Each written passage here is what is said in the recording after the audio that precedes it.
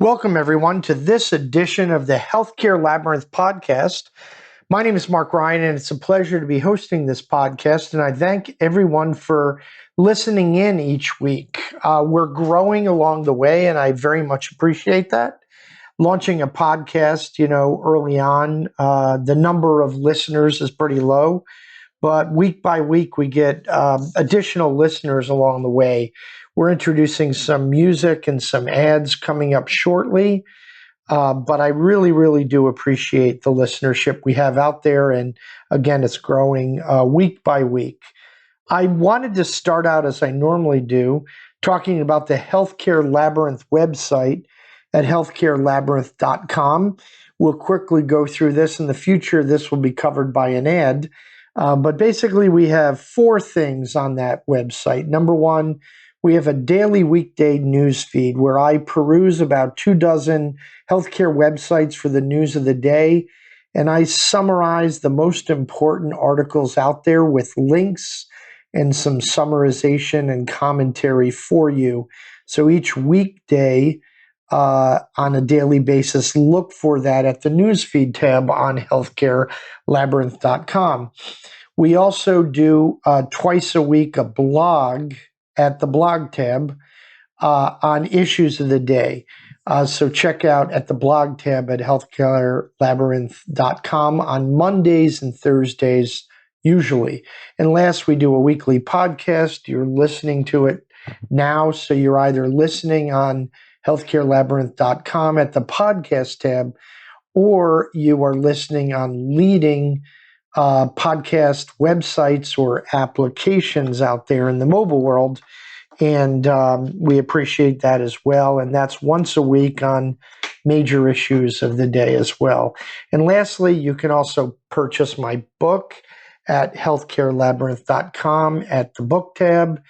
And it is available in print form, ebook, as well as audiobook. So with that, we will get to the topic of the day. And a number of listeners and blog followers emailed or texted or LinkedIn messaged me to have me talk a little bit about the coming 2024 regulatory and compliance regime in the Medicare Advantage world.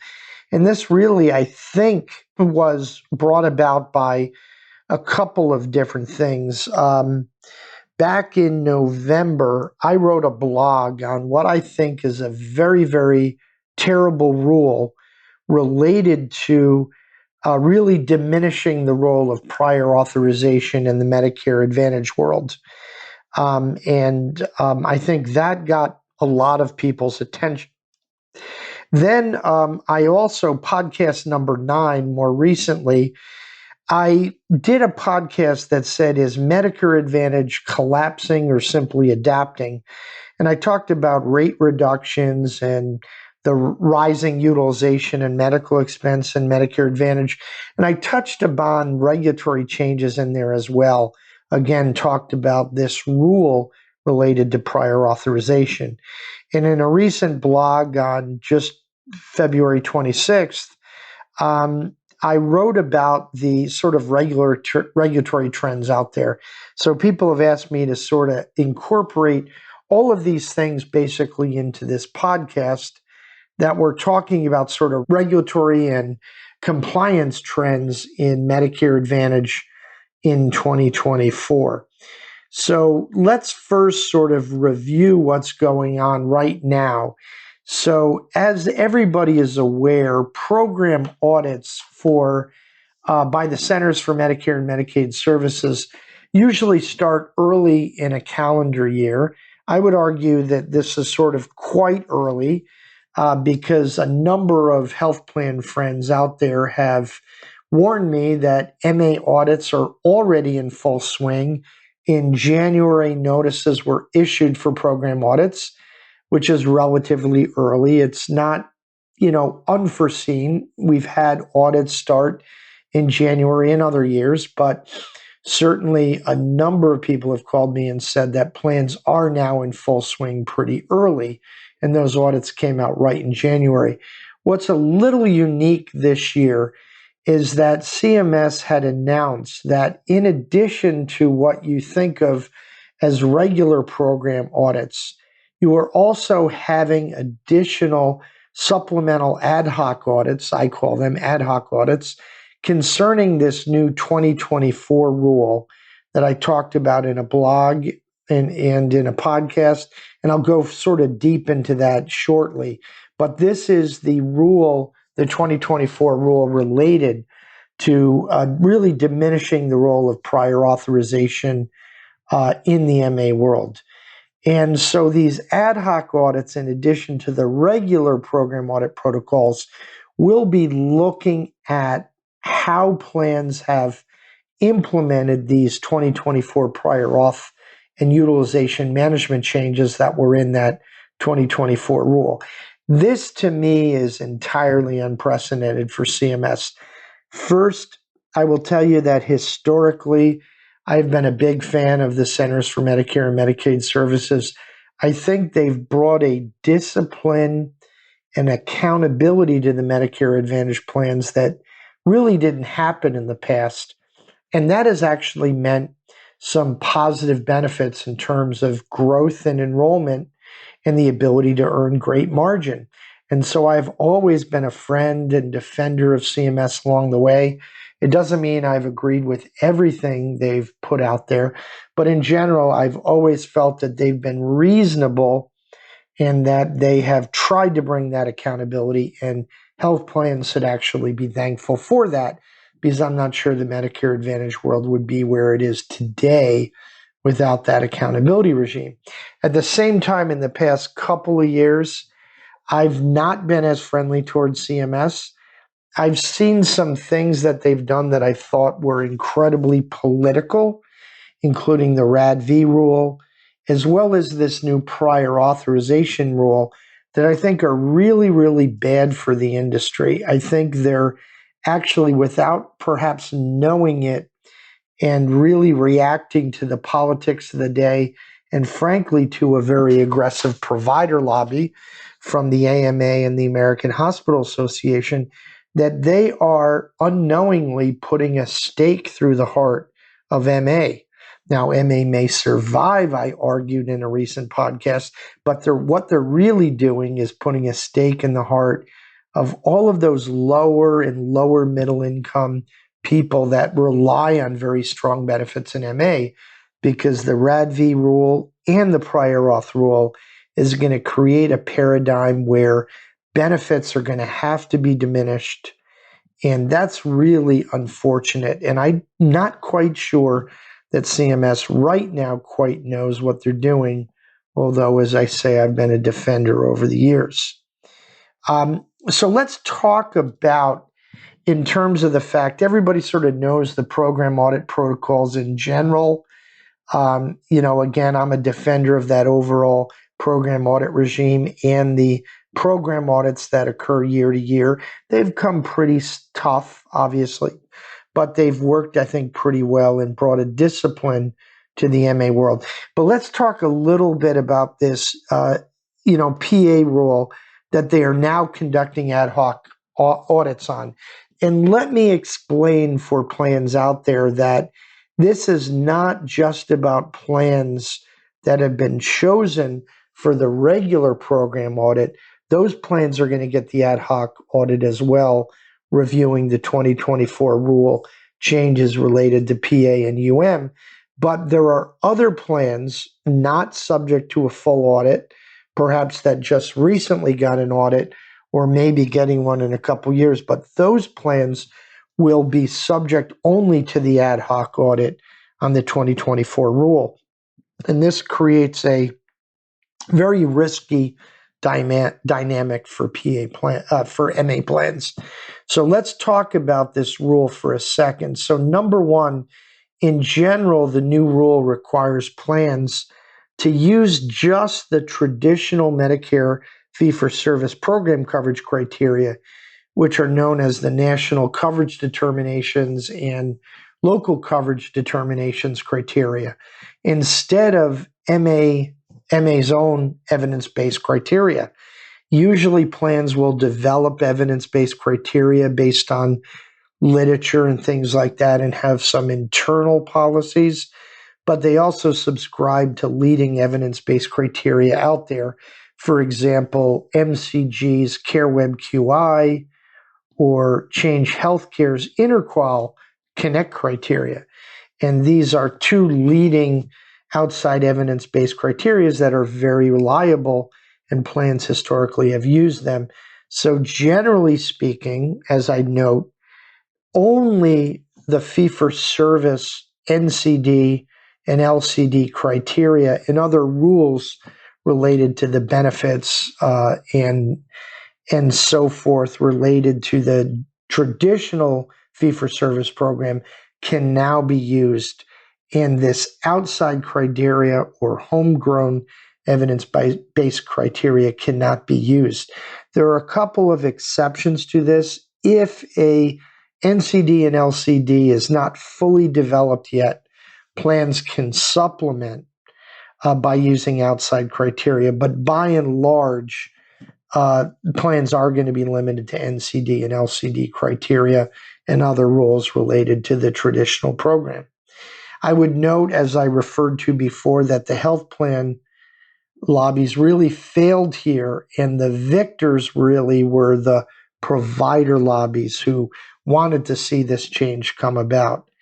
And this is really, as I've pointed out, a tragic decision by CMS.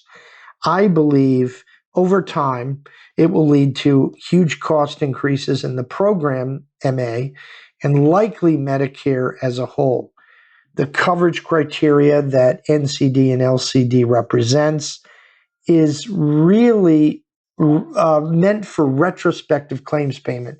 There is really no PA in the traditional program, and these NCD and LCD criteria are really applied retrospectively for claims payment, not really for upfront prior authorization. So the application of these criteria to upfront prior authorization to me does not really seem terribly proper. In addition, I believe, and I think it's clearly well documented out there, that there is what I would say is huge fat in terms of utilization and costs in the fee-for-service program that MA has traditionally been able to remove. As I've told you in other podcasts and blogs, the way MA works is they are able to take this fat or overutilization out of benefits and utilization for a Medicare member. And by being able to offer benefits at below the traditional fee-for-service levels, they're able to add additional benefits to the MA benefits each year, and people flock to the program. And what's happening here is that the prior auth rule will mean that they will no longer be able to take the huge fat in terms of utilization of the fee-for-service program out, and benefits will diminish. And so I believe PA has a place in healthcare. And what CMS is essentially doing here is taking it predominantly off the table. They say that PA is still allowed, but it becomes more of a perfunctory administrative thing. And that, again, will impact the benefits that ultimately the seniors and disabled in the program get. So it will have a profound direct effect over time on what I think of as a critical social safety net for these folks out there. In terms of the ad hoc audits on the 2024 rule, I am hearing from friends out there that CMS really does not yet have their bearings on this new rule. Again, I think it's a little bit unfair to begin to audit plans right away, unprecedented. Usually new rules take a couple of years to actually be audited. So there's a lot of confusion on the health plan side. And there's also, I hear, a lot of confusion from the CMS auditors about what exactly they're going to do. So far, what we know is that auditors are asking to see all of the policies related to this new rule. And they generally apply to a number of areas. So plans are going to make sure they have to have policies in place and even desktop procedures for these following area. So number one, they're looking at the continuity of care requirement. So this continuity of care requirement that's in the rule requires that for a 90-day period, that basically plans adopt the prior physician's plans for that patient, and that plans honor existing providers in place, whether they are out of network or not, for that 90-day period to provide this continuity of care. So there's no prior authorizations in this 90-day period, prior authorizations, and these services being furnished by providers, whether in network or out of network, have to be honored. So they're looking at policies and procedures and how plans are implementing the continuity of care provision. They're also going to look at the processes that plans will use to follow the fee-for-service criteria versus the plan's own criteria. So plans will have to have policies that point to the NCD and LCD criteria and other traditional fee-for-service rules in lieu of applying their plan's own criteria in this area, unless, again, there's an NCD or an LCD for a service that is not fully drawn out, as an example. They're also looking for policies that validate that plan criteria is evidence-based. Part of what the rule says is that plans have to show definitive proof that the criteria that they do use, when they can use it beyond the NCD and LCD criteria, is indeed evidence-based. So what are the scientific sources and what are the citations related to any outside evidence-based criteria that is being used by the plan, for example, from MCG or Interqual? They're also looking for the presence of a committee, and they want to review the updating of policies from time to time. How is that going to be done to make sure that plans are indeed having a committee and regularly reviewing their criteria and policies? Next, they're looking at the availability of the criteria in the public domain. The rule requires that providers and members are able to see and understand the criteria and how it's being made public. And lastly, although there are some other areas, but the last major area is the auditors want to see how they're using physicians with the appropriate qualifications for PA reviews. Now, the truth is that always in the past, plans have had to make sure that the physician that is reviewing for an approval or a denial in prior authorization has the appropriate credentials to make that decision. But this rule sort of comes in and reiterates the fact that a physician reviewing, needs to have the appropriate credentials to approve various specialty services and things of that nature. So, strong message on the ad hoc audits is that your policies and procedures and your approaches and your desktop procedures all have to be pretty well thought out, because if you get an ad hoc audit, auditors are going to be looking at all of those areas to make sure you have things in place. And again, a little bit unfair. It's a huge and tall order for plans to have put all this in place that quickly, but nonetheless, that's what the ad hoc audits will do.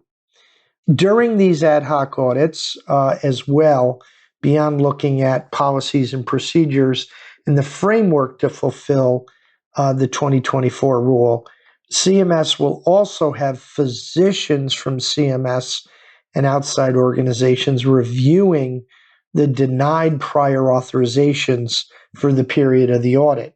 And again, they will be looking to make sure that denials did not occur that were outside of the framework of NCD, LCD, and the traditional program. So that's what they will be looking at in addition to the policies as well. I really want to see how aggressive CMS is going to be in this area of looking at the denials. On one hand, I told you earlier that people, friends I know in the industry, feel that things are a bit disorganized and that the auditors may not fully understand this new rule, much as plans may not fully understand them. So I wonder if they're going to be really aggressive or not early on, or if there's going to be some leeway in that perhaps the audit regime for these ad hoc audits will sort of grow over time, and some of the more punitive impacts won't be felt until later down the road. I will say that it's probable or reasonable to assume that they will attempt to be reasonably aggressive right out of the gate.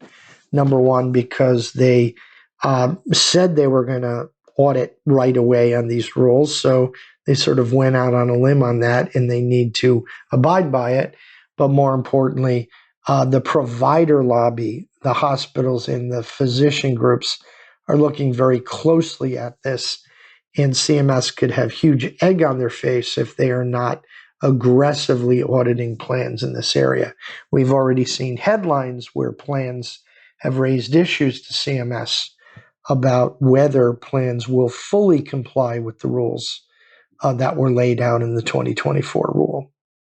Some plans are somewhat hopeful that they can devise some way to sort of, what I would say, take advantage of some of the ambiguity, perhaps, that people feel is in this 2024 and PM rule.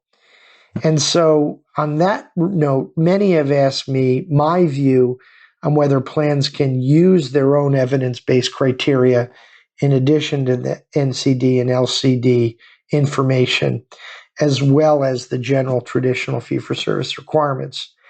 In general, my reading of the rule, as well as the frequently asked questions that were published by CMS after, is that plans will only be allowed to use outside evidence-based criteria where there truly is not fully developed NCDs and LCDs for a given service request. I do not see any honest ambiguity on that issue.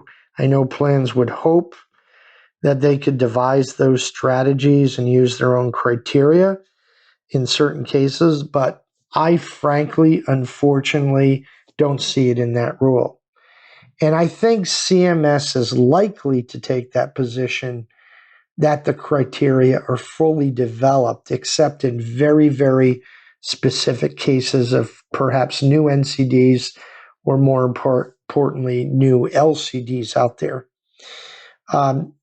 Again, I do not think that plans will win if they attempt to devise strategies to use their own criteria.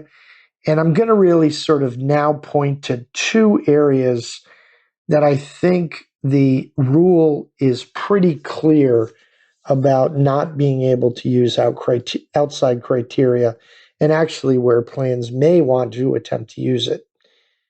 When it comes to substituting observation stays or other outpatient statuses in lieu of inpatient admission, I think CMS will say that the 2016 to midnight benchmark rule is really fully developed, and it is the clinical standard, and therefore a plan won't be able to supplant a physician's judgment in favor of using their own criteria.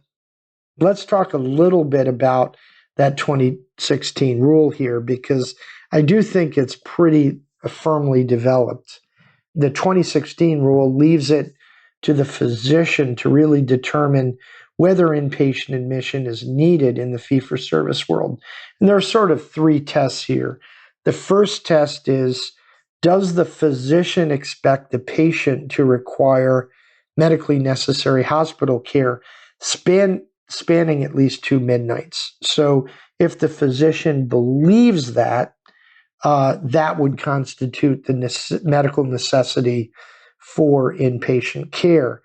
Number two, if the physician is providing a service listed as inpatient only by Medicare, that would clearly constitute an inpatient admission as well. I would note that the Trump administration attempted to expand outpatient categorization of care, and that was sort of pulled back by the Biden administration. So basically, that second rule raises doubts about whether plans can really sort of substitute outpatient care for it. And lastly, if the care is projected to be needed for less than 2 midnights, but the physician's judgment is that inpatient admission is still warranted, again, that would be deemed that inpatient care is medically necessary. I would also note that the 2 midnight rule does not strictly require the patient to spend 2 midnights in the hospital. It's all about the expectations of the physician at the time of need. And so therefore, plans can't really use the fact that we don't think someone will spend 2 midnights, or retrospectively that the person did not in fact spend 2 midnights. It's all about the judgment of the physician at the time. So in essence, unfortunately, don't confuse what I'm saying as what I believe is warranted. I think it's a terrible policy. But based on those 3 rules, and based on what the rule and what the FAQ says, and going back to the 2016 rule, I'm not quite sure plans that elect to use their own criteria when it comes to inpatient will really ultimately have a leg to stand on, unfortunately. I think where plans are getting a little bit confused is because in question 8 of the CMS frequently asked questions, there was some very confusing dialogue and wording related to the 2 midnight rule. But here's the real skinny there, in my opinion. There's some discussion within that question 8 about the difference between the 2 midnight benchmark and the 2 midnight presumption. And that's where some plans may be getting confused and thinking that they can apply their own criteria here. So it's really important to really realize that if you read the 2016 rule in the CFR related to it, that there is a critical difference between the 2 midnight benchmark and the 2 midnight presumption. So in the FAQ, CMS reasonably states, if you digest it, that there's different ways of characterizing the 2 midnight rule. One relates to the 2 midnight benchmark, where they indicate that if a physician indicates that the patient is expected to be in the hospital for at least 2 midnights, that is the 2 midnight benchmark, and MA plans are required to follow those inpatient admission criteria. But in that frequently asked question number 8, they also address the 2 midnight presumption. And the 2 midnight presumption is really related to the fee-for-service payment and the review that fee-for-service claims contractors would do.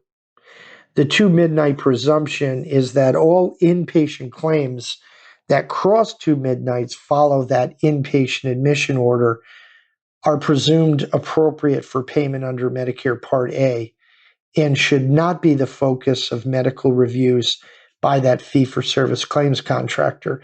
So if there is 2 midnights, it's presumed that if the physician said it and 2 midnights occurred, that is enough to pay that claim. And that's the 2 midnight presumption versus the 2 midnight benchmark. That sort of is the benchmark up front about deciding whether somebody in the fee-for-service world will go into inpatient versus some other outpatient setting. And I think it's also important to note that while CMS says that MA plans are not required to abide by the two-midnight presumption and that they are free to review any claim they think is important. CMS specifically says the claims presumption does not apply to MA plans, but that MA plans cannot deny, for lack of necessity, something that was approved for inpatient upfront. So in essence, while they say the two-midnight presumption does not apply to MA plans, it's really perhaps a distinction without a difference.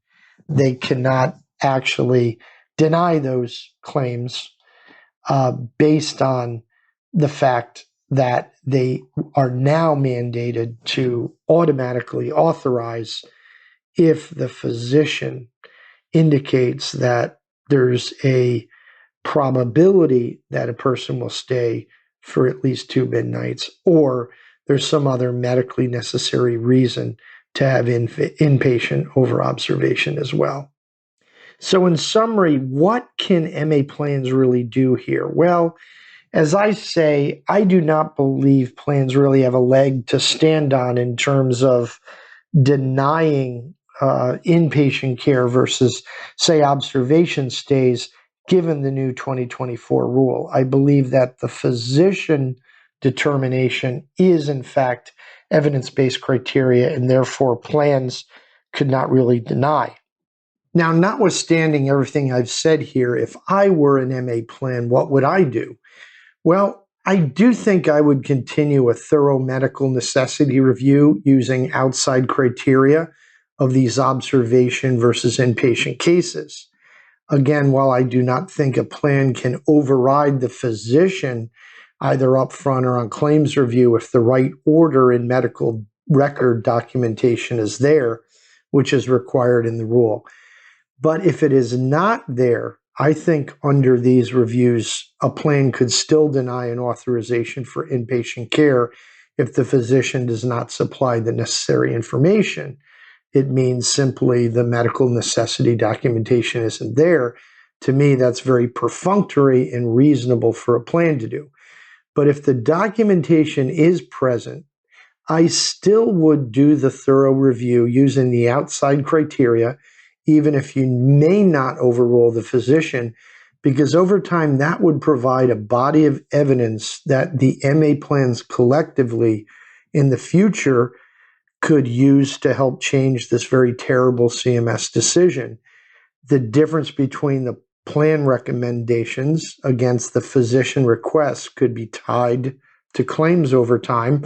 Some of them could be priced at observations, and then you could see the difference in costs. And this will be very important, as I think costs will continue to rise as more and more cases are converted from observation or similar status to inpatient stays. This could be a little bit costly for plans, but I, again, think it could be a prudent thing to do for the long term.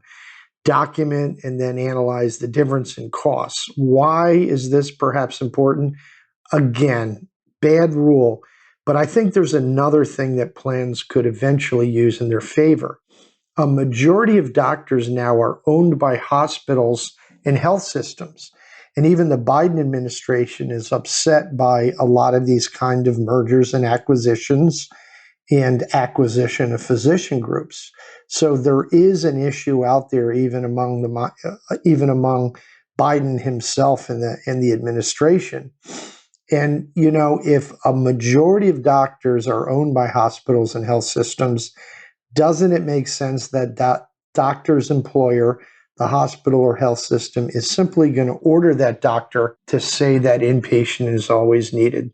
This, to me, is a great conflict of interest.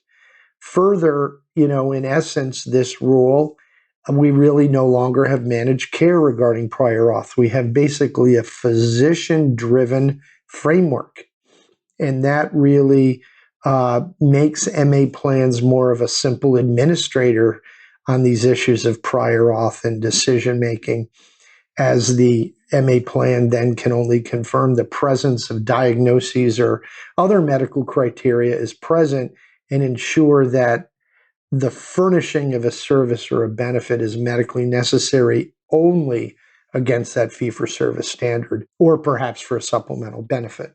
So again, perhaps this ongoing review by plans and analysis of costs could shine a light on the conflict of interest about hospitals owning physicians, the increased costs that will inevitably occur, and that would be the fodder that plans could use for overruling the policy in the future. Let's get to another huge driver on costs, and that is really that MA plans will no longer be able to have strict prior authorization on a post-acute facility, because the rule also makes it clear that the traditional fee-for-service Medicare rules have to be followed, and the attending physician orders such services in a given type of facility, and that rule has to be followed. And so again, the FAQ document makes it very clear that MA plans cannot deny those post-acute settings if recommended by the physician orders. Again, I think in this case, MA plans should continue with thorough medical necessity reviews using outside criteria and build a case similar to bring to CMS over time, as I talked about in the inpatient area.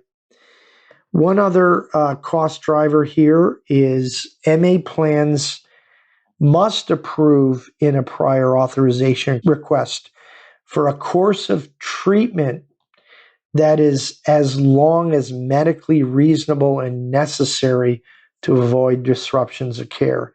So this will also add cost to the system as well.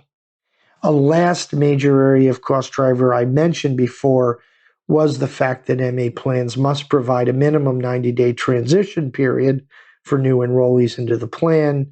In that period, no prior auth requirements can be exercised for any active course of treatment, even if it's for an out-of-network provider. So I mentioned that one earlier as well. So overall, this is very, very bad news in terms of what the 2024 rule dictates on prior authorization. Let's continue on here and talk a little bit about a few other regulatory areas. Let's talk a little bit about, exactly what the program audit and the universes and regulatory reports look like in 2024. The program audit protocols in the current universe formats were actually extended by CMS through January 31st of 2027. So they will be used really for at least the next 3 years and maybe a part of 2027. There were actually a couple of suspensions of certain data collection, which is pretty important to understand if you feel like your MA plan will get an audit anytime soon. So I would strongly encourage you to check the program audit website for the latest 2023 protocols. I have those links in my February 26, 2024 blog if you want to go there as well. But this is sort of the traditional program audit site, as well as the change memo related to the suspension of certain data collection. There's a link there in that February 26 blog as well. There have also been some updates to regulatory reporting that is due in 2024 for the 23 year. You can check out the plan reporting site again for both Part C and Part D. The link is also available in my February 26 blog. I would note, though, that CMS is recommending changes in the 2025 Part D reporting, and that rule has been published. Comments are due sometime in April, and again, the February 26 blog has the link to take a look at that rule if you want to make comments. And lastly, there have been some data validation audit requirement changes. As you know, data validations are done basically in the spring for each plan. An audit reviews your data validation requirements to confirm that the data you're submitting for your 23 reports will be accurate. And again, an announcement of those changes occurred, and you can look at the Part C and Part D data validation site. I again have the link on my February 26th blog. I wanted to close really with the need for MA plans to pay attention to sort of two overpayment and RADV issues coming about. So number one, with regard to overpayments, it's a little bit complicated, but this stems from a May 2014 rule that was partially struck down, but the core of it remains in place. So in May 2014, CMS in that rule required plans to report and return any overpayment within 60 days of identifying such overpayment. And so recently, CMS reiterated the fact that plans have to take that issue very seriously, or there could be compliance and other penalties assessed. And so again, a portion of that May 2014 rule remains in place. But another part of that rule was challenged by a number of plans led by United Healthcare and was actually struck down in court.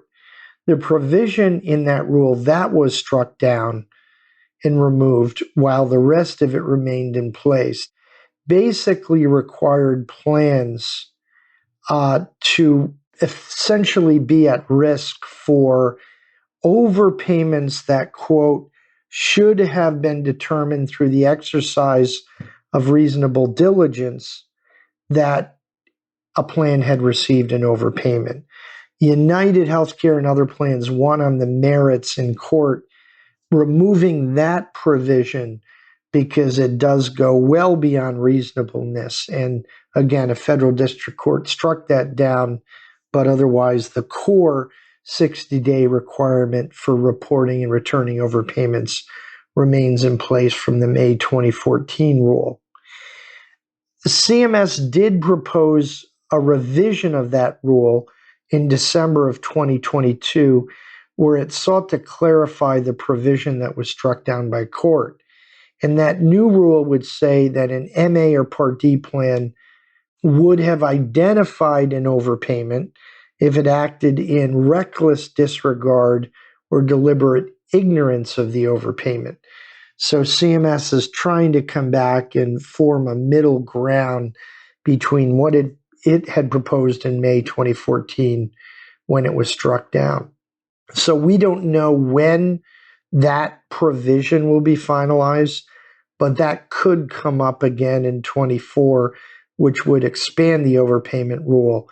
I would guess that plans would essentially sue in federal court on any provision that looked similar to any kind of expansion beyond the simple reporting and return of overpayments within 60 days.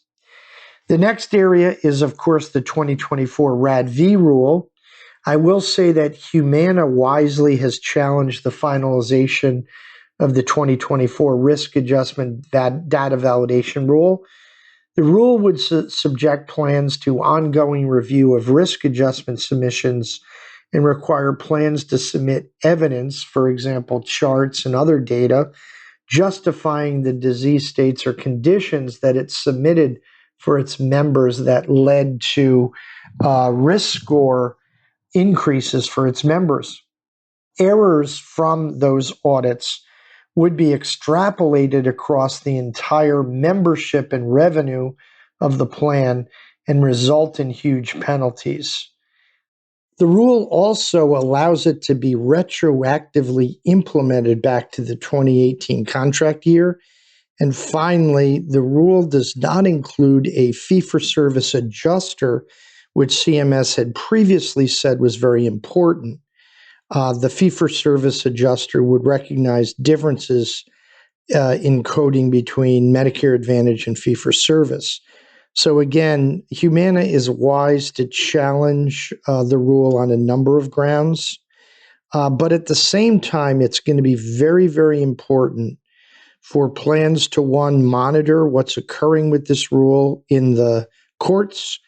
And number two, at the same time, plans really need to begin preparing to have a very expansive risk audit framework put in place, because, again, the penalties could be enormous if it does not have the right framework to gather this documentation if the audits were to go through in the future. So with that, I hope you enjoyed this episode of the Healthcare Labyrinth podcast, and we'll see you next time. Take care.